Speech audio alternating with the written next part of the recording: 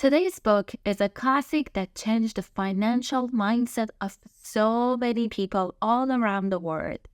The first time I read this book was about 15, 16, maybe 17 years ago.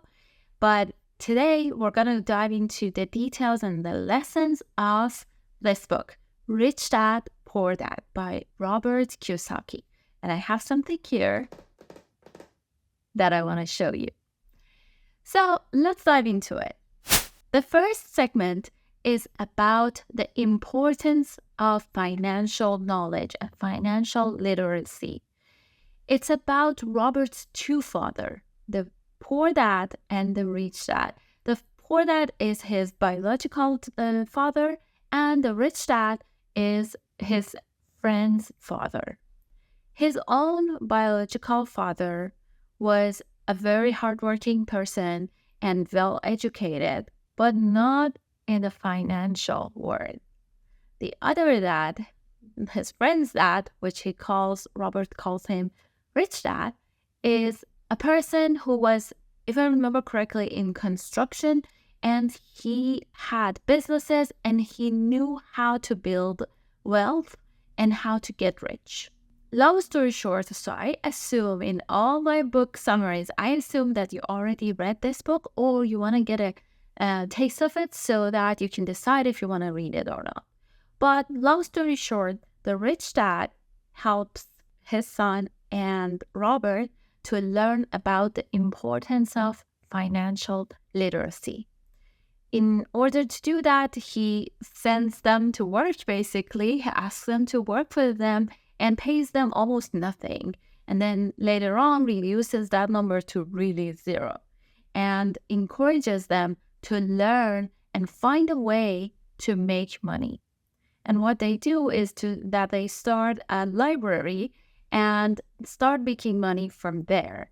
This part is about the importance of understanding how money works, how assets work, and how liabilities work. Second segment is about assets versus liabilities.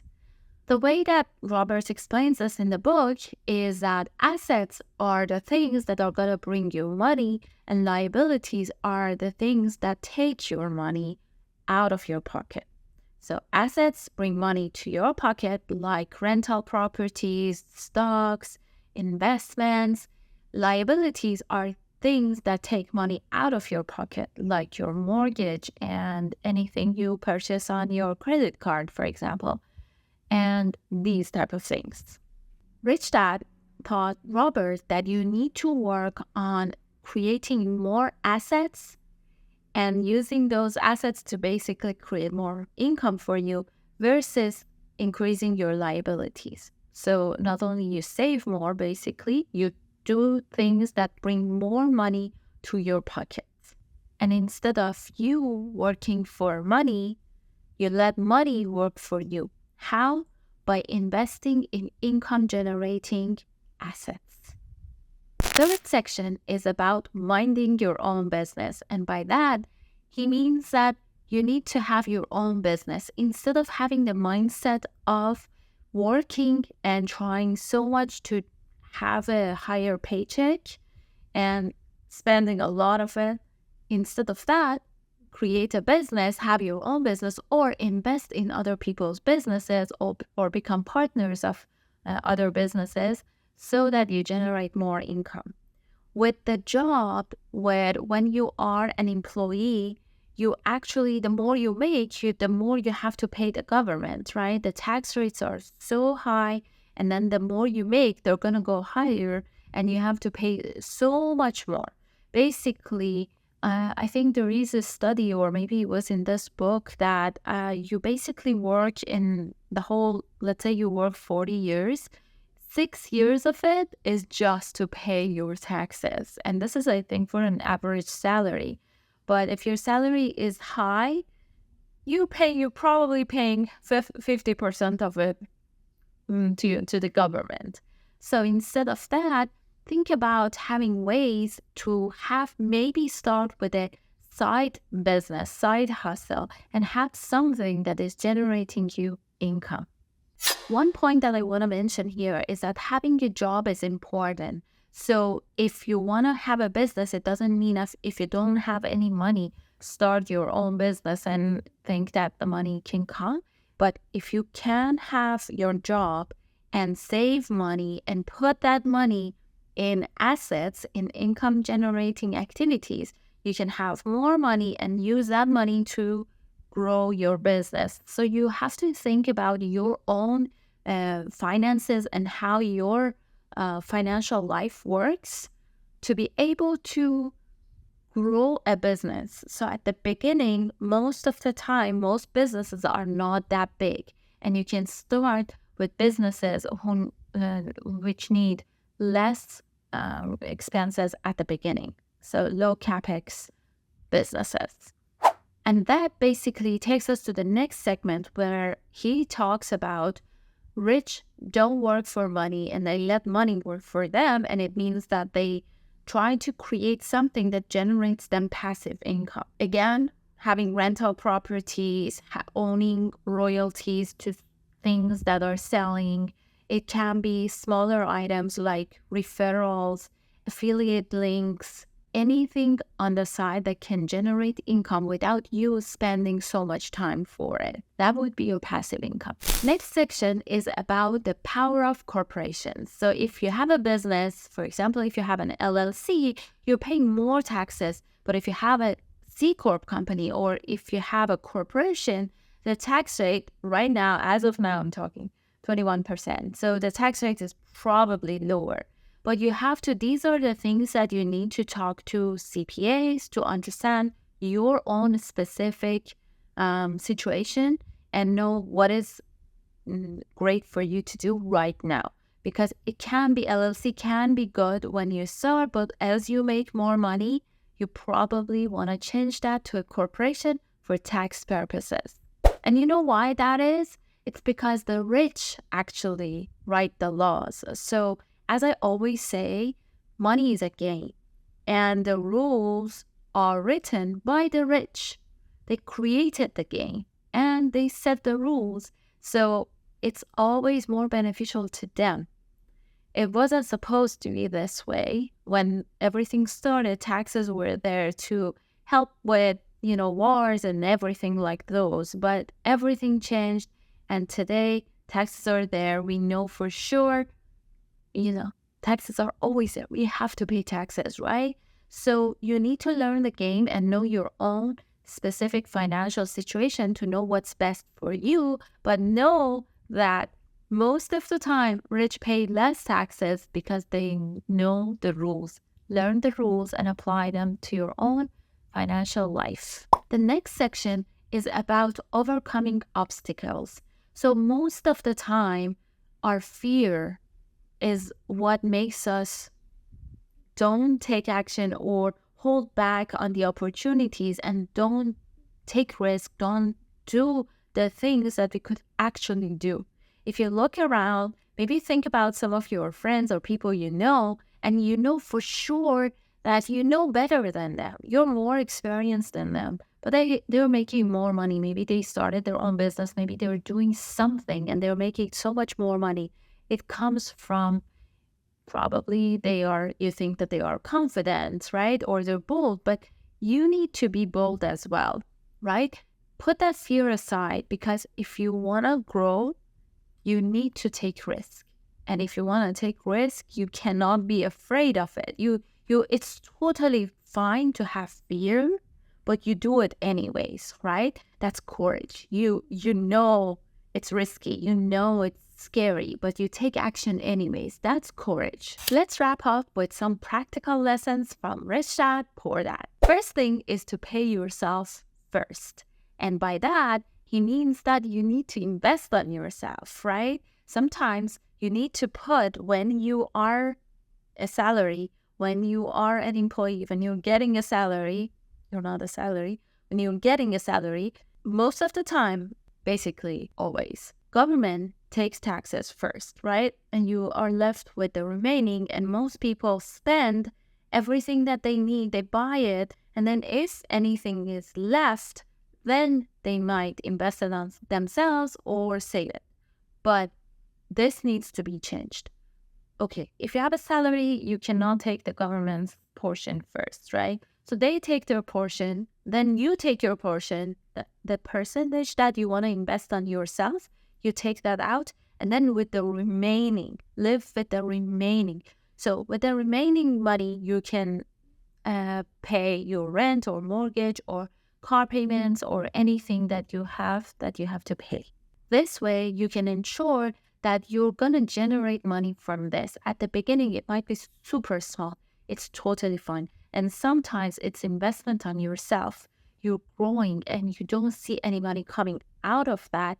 But soon the knowledge is going to gather here and you're going to become that person that can take massive action and do something that generates income for you. Like what?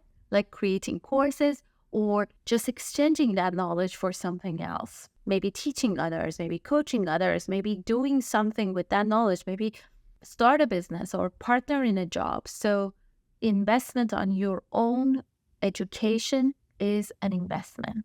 Just wanted to point that out. Second lesson is work to learn, not to earn. If you work somewhere, make sure that you're learning something. This is a huge advice. And I remember one of my previous managers, when I was working, one of my managers told me this. She told me, if you're not learning anything, you have to leave. And this was the best advice I got from that company at the whole. So if you are working somewhere, make sure that you're growing, you're learning. As long as you're growing and learning, basically you're investing on yourself, because not only you're not paying to learn, you're earning to learn, right? So work to learn, not to earn. Third important point is to understand tax laws. Anywhere you are, learn taxes, because you need to use those rules that the rich play to play with those same rules to pay less taxes. Third important point is to understand taxes and corporations. You need to understand this to be able to play the game right. And these are specific to your own area. Different countries, different states, maybe even different cities have different laws. So make sure you know them and play with the right rule to pay as less as possible legally. Fourth point is to invest in real estate. Invest in income-generating properties. So make sure they're cash flow positive.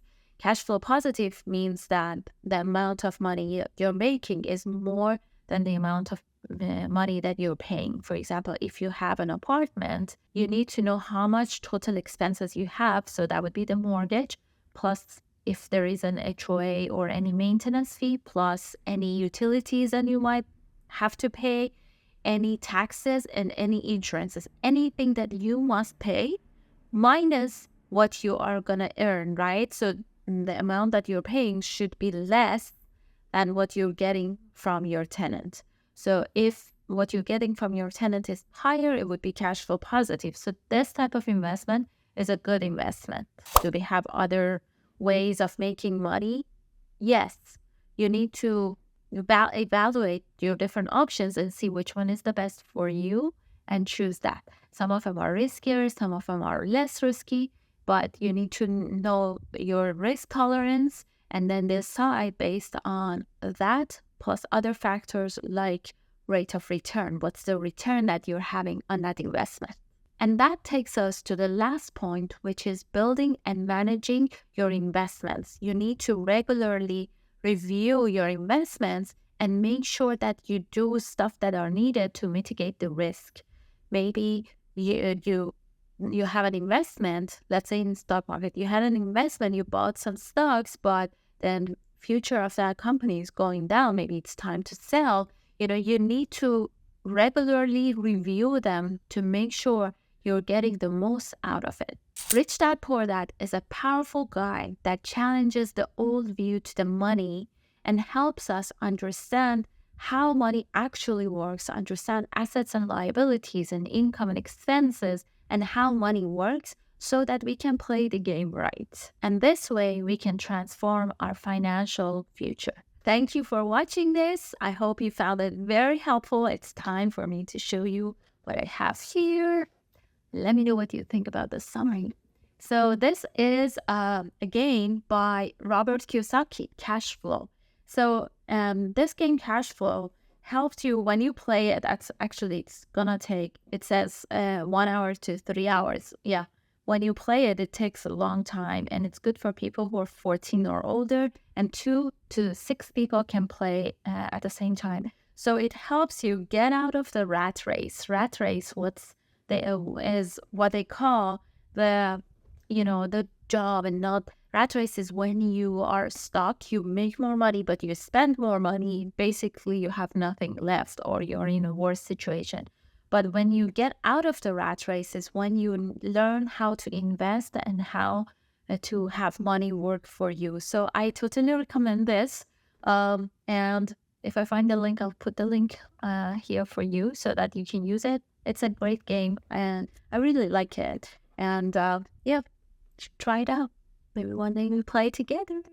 If you like this summary, know that every month at Cafe Society, we have this book club that we read one book together, and that book is always on finances, numbers, money, and things like that that helps you make more money. If you'd like to join us, feel free to read the caption below. And if you want to know more about Cafe Society, also check the caption. We're going to have more info there. And you can always email me or text me anywhere that you can find me. And we would love to have you at Cafe Society, where we learn about numbers, money, and finances and grow together to help this world become a better place for everyone. See you next time.